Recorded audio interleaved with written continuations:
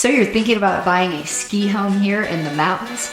Well, there's much more to Colorado than just being the greatest place in the country to ski. Yes, and today in this video, we're gonna talk about some of the top reasons why people just like you are buying ski homes here in Colorado.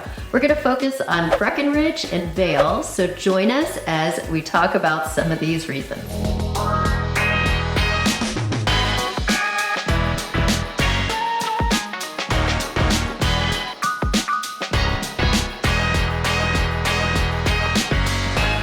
Okay, on that note, let's just dive right into point number one, which is pricing.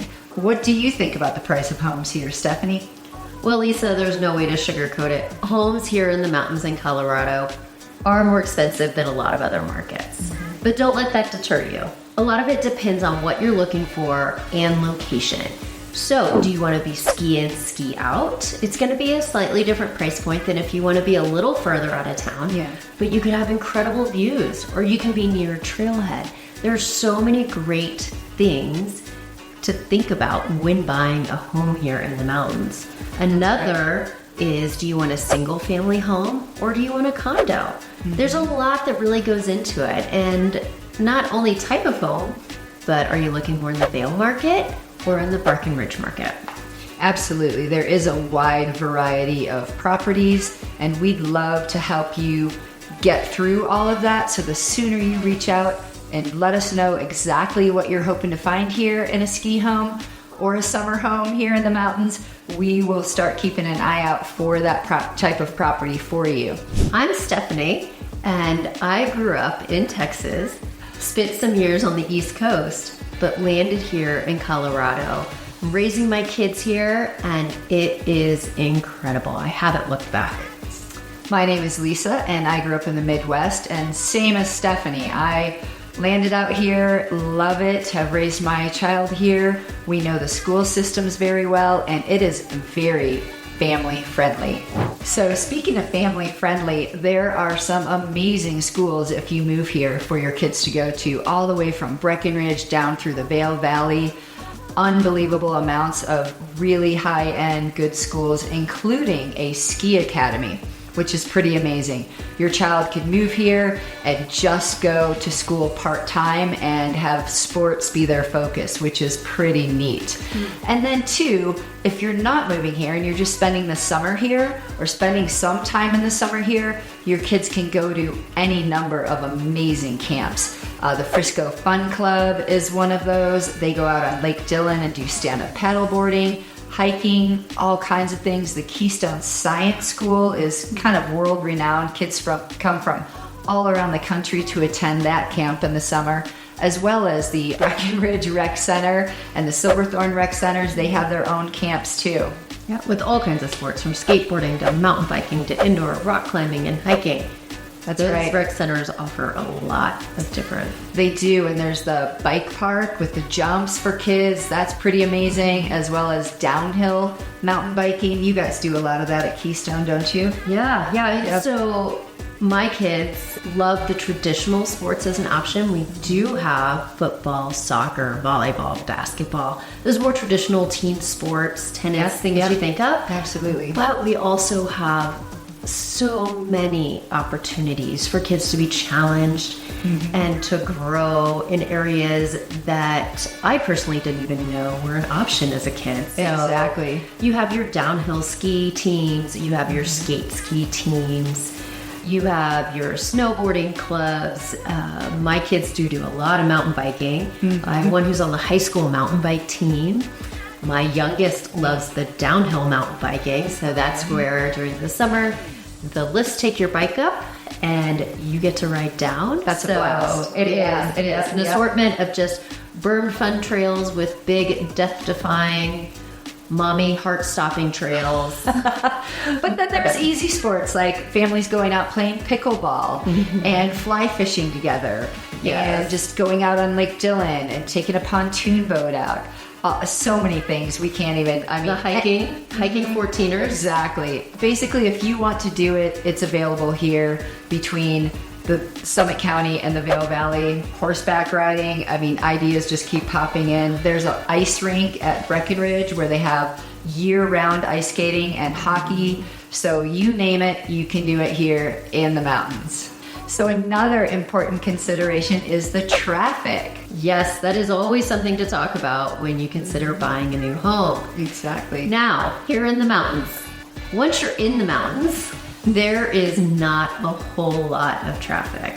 Coming and going to your sporting events, to the mountains, to the trailheads, generally isn't that bad. Now, one of the benefits of owning here is that you don't have to fight I-70. Because Lisa, could you talk to us a little bit about what I-70 can look like? Sure. Coming in from the Front Range or the Denver airport. Definitely. Up here to Summit County and Vail. Yeah, it can be a little challenging, right? I mean, let's face it. And this is weather dependent, of course. But in the winter, if you fly in to a big storm, for example, it could take a little while to get here. I-70 can be a little questionable at times. I am sugarcoating that. It can be a bear at some times, but once you get here is what we're talking about. And again, if you own a home here, that's why a lot of folks buy here, so they don't have to drive up and down I-70 to get back down to their home on the Front Range, perhaps after skiing. You can ski and just go right to your house, which is great. So again, once you do live here and you're just driving around to go to a coffee shop, go out to dinner or a show, you don't have to worry much about it. You're not looking at commute times like you do in the city by any means. Exactly. And I think I would touch on 70 a little bit more, Lisa. So we think about snowstorms. Yes, those do affect our traffic patterns for sure. But it's also just the quantity of people that come up into the mountains on Friday afternoons. Right. And then those same folks need to get back on Sunday afternoons. Mm-hmm. So those time periods can be a real challenge. We have people that live in the Front Range that want to get up here, and then you have people renting, and a lot of our rentals are week to week. So weekends can kind of be a cluster. Mm-hmm. And if you own a home, you can make Tuesday or Wednesday your drive-in time. And some of that goes, if you don't realize, the Denver airport is in Denver, but between there and Summit County, so Breckenridge, Frisco, Keystone area, you have the Eisenhower Tunnel.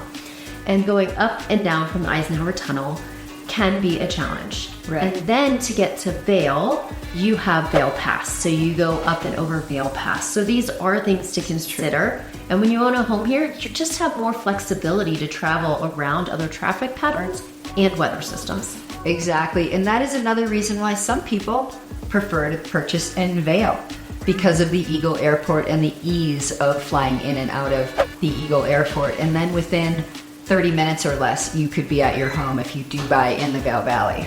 And even though the Eagle Airport is smaller, commercial flights do fly into there. So it is easy to get in and out on a commercial flight option. Or if you have your own plane, you can park it there as well. And you can buy garages there even. Exactly. So you can leave your car to make it easy to get to and from. So two great options and ways to work around I-70. Exactly.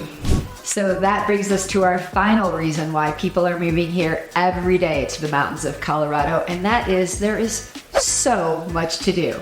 Oh my gosh, and we're not just thinking about the sports. We already talked about that. Mm-hmm. But so many concerts, other fine dining and shopping. It is incredible. Right, we do have some of the best restaurants around. I have heard people who travel the world comment on how good the sushi is here, for example, and the shopping. For those who aren't skiing or out rafting for the day, you can go shopping to all of these amazing little boutiques. And there are weekend events. Almost, you could find something going on basically every weekend. There's a different kind of event. But as Stephanie mentioned, the music is off the charts. There are some big acts that come through, free music and paid. We have the Ford Amphitheater in Vail, the Villar Center up at Beaver Creek, the Dillon Amphitheater. Oh, we've seen some good shows there together. Yeah, It's a good time on a beautiful summer night. It doesn't get better than that. Yeah, and there's the Riverwalk at Breckenridge. And then the Arts District, right, in Breck. That is amazing. Gosh, yes, some such fun classes. There's cooking classes, jewelry, pottery, Some can meet once a week for months, and some are just one-day classes. So it doesn't matter if you live here full-time or you're just here visiting for a little while. That's right. So just endless things going on between Breckenridge and the Vail Valley, and we would love to help you find your dream home here. So please reach out and hit that subscribe button. We can't wait to meet you and help you find your dream home here in the mountains.